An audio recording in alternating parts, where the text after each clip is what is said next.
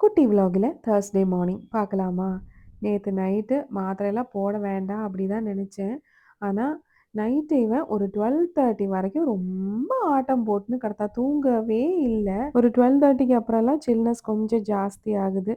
இதில் இந்த பசங்க ஏசி வேற போட்டு விட்டுடுறாங்க. எல்லாம் சேர்த்து மூக்கு நல்லா அடைச்சிருச்சு. அதுக்கப்புறம் அவன் தூங்கிட்டு நான் போய் மாத்திரை போட்டுட்டு தான் படுத்தேன்.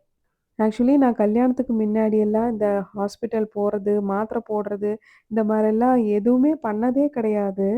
இத்தனைக்கும் காலேஜ் படிக்கிற டைம்லலாம் கிளினிக்கு, மெடிக்கல் காலேஜ் அப்படிதான் சுத்திட்டு இருப்போம். ஆனா ஒரு சின்ன வாந்தி வந்தா கூட நான் அவ்ளோ பயப்படுவேன்.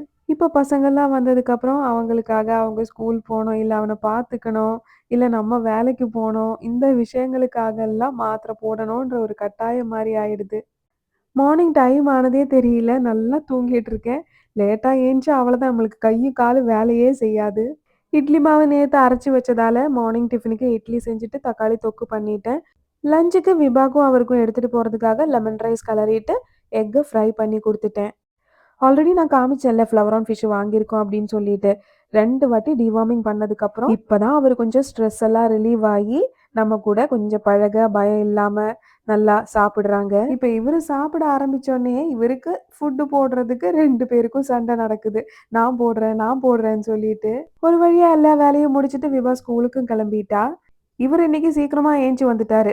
அதனாலேயே ட்ரெஸ் மாத்துன உடனே ஆரம்பிச்சுட்டாரு பாய் பாய்ன்னு சொல்லிட்டு. ஸோ விபாவ விடுறதுக்கு இன்னைக்கு நிஷானும் தான் ஸ்கூலுக்கு போயிருந்தாங்க. ஸ்கூல்ல விட்டுட்டு வரும்போது அண்ணி கொஞ்ச நேரம் நிஷான வச்சதால அந்த டைம்ல போய் நான் குளிச்சுட்டும் வந்துட்டேன். நிஷான கூட்டிட்டு வந்ததும் அவரை குளிக்க வச்சு அவருக்கு சாப்பாடு ஊட்டிட்டு அதுக்கப்புறம் நானும் சாப்பிட்டுட்டேன். அவ்வளோதான், மழை வருது, காத்தடிக்க போகுது, புயல் வருதுன்னுலாம் சொன்னாங்க. ஆனா யாரும் இந்த பக்கம் எட்டி பார்க்காத மாரி தான் இருந்தது. இன்னைக்கெல்லாம் நல்லா வெயில் அடிக்குது. கொஞ்சம் துணியெல்லாம் துவைச்சு காய போட வேண்டியது இருந்தது. அந்த வேலைய முடிச்சுட்டு நிஷான தூங்க வச்சுட்டேன். இன்னைக்கு சீக்கிரமா ஏந்திச்சு வந்ததால அவரும் டக்குன்னு தூங்கிட்டாரு.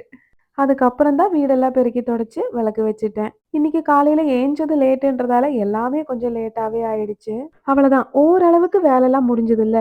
கொஞ்ச நேரம் உட்காந்து படிக்கலாம் அப்படின்னு சொல்லிட்டு புக் எடுத்து வச்சிருக்கேன்.